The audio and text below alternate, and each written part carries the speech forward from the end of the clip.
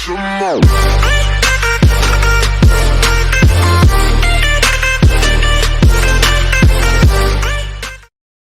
What's going on YouTube? So I just got my PRL Motorsports front pipe on Thursday. I'm about to install it today.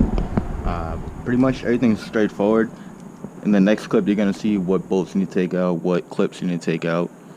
I didn't show it in the video, but the shield that's underneath the oil pan, you're gonna want to take that shield out as well. You guys can see this is pretty tight under here, but you just want to take those 3 bolts out using the impact wrench, not an impact driver. Just get the right tool for this. It can be difficult to get in there.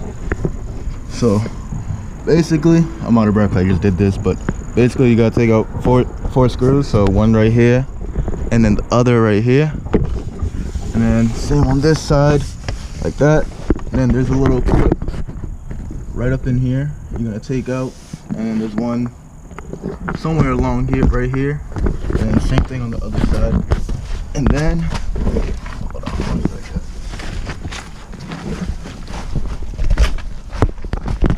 Right here you got the 3 bolts. Pretty simple on this side. On the other side, you're gonna need a tool. See if I can find it. You're gonna want this impact wrench adapter. It allows you to swivel and get into a space that you can't reach with your impact. I recommend you try to keep it as straight as possible, because one time I used it and I had it like this, and that wasn't really good.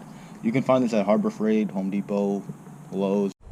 So basically, it took a long time just to get the front pipe in, because the hanger on the one that PRL supplies, it's way too long.